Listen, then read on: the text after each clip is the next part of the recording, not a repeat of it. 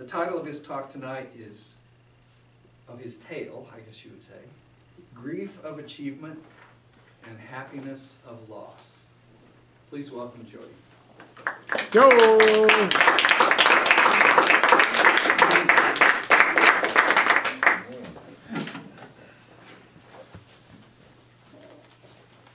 Fellow Toastmasters, guests, viewers at home.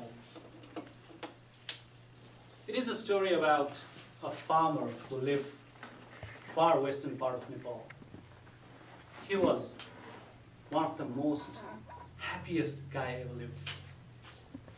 They live in a family of 4. He has a son who is 12 years old and a daughter of 10 years old. He has his rice field just 10 minutes run from his house.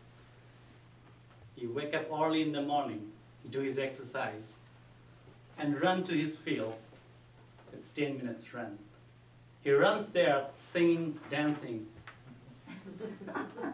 Looks he is almost the happiest guy ever lived.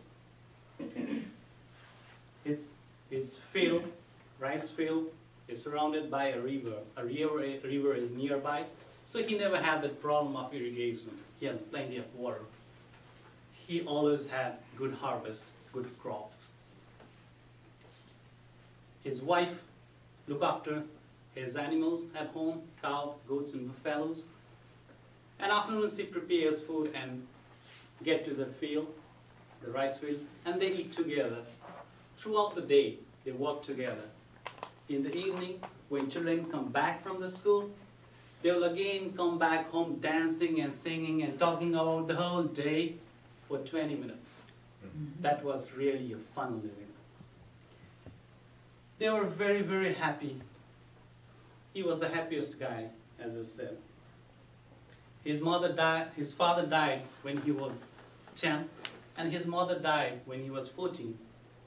And his mother said, "Be happy always." That was the last word he heard from his mother. And he took it as the mantra. So he is always happy. He made everything by himself. From the 14 to 30.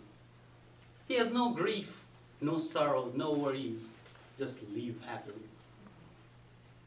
He has no enemies other than those birds which come to his field and eat the crops. Those birds, he tried a lot of things. He tried putting all these scarecrows everywhere.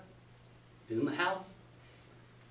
He tied cloth, the front of bamboo, long bamboo, and started waving all the day.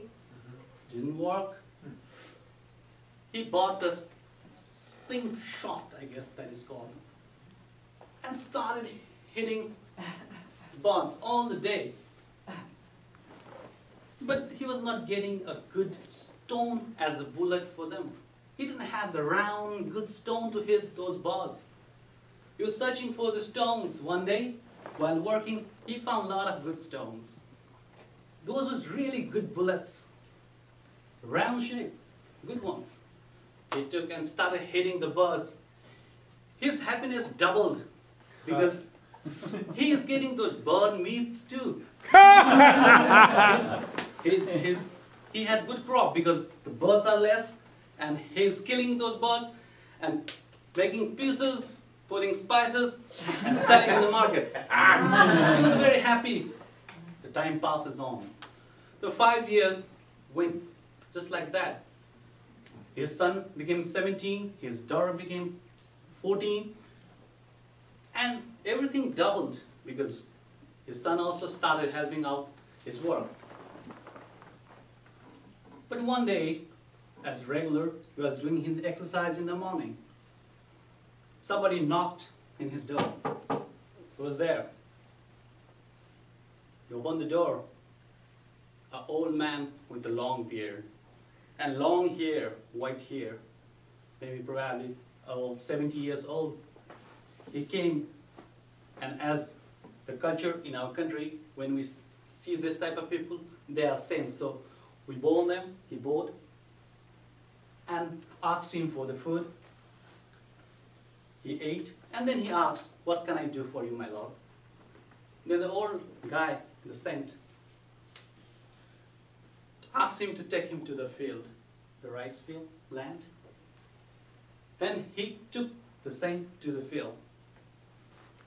Then the old guy took out a map and circled a place and asked the farmer to dig that place.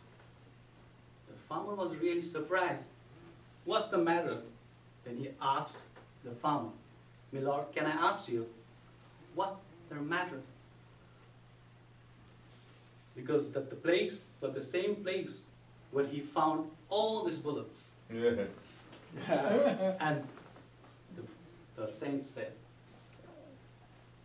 2,000 years back, then king buried all his precious stone collected during 2,000 years back. Always buried here. And yesterday we found the will and the map where it was written, dig this out and give half to the guy in whose field it was buried, and give half to the villagers so that nobody should be poor when I die. That was the will. Listening to that, the farmer just fainted. The happiest farmer, who was so happy for the last 5 years using the same stone, killing the birds and selling them in the market. He was the happiest guy. All of a sudden, when he knew that those could have a different value, then he died. Nobody knew that he could have, if he could have those life, if he got those things. Nobody knew if he would have got all those things. Might be he didn't have that life. The life would have all changed, and he would be the most worried guy, the most saddest guy. But he lived 5 years without knowing the value. But the value was there for him. It's not what the thing of value. The value is intrinsic. The inside value which matters. For the farmer, those stones had values because he was able to get rid of the birds, kill them, sell them, and he was able to own. Because the farmer has those things in his luck, fortune. So that's why he was able to do that. So the moral of the story is, learn to be happy with what you have. Being present. Past is gone. Gone. Nobody can get back the past. Future, that's fantastic. But the future is built in the present, not past. Present is built on the past. Future is built on the present. So if you build the present, past will be built. Don't ever be worried about the past. That will kill you. Thank you.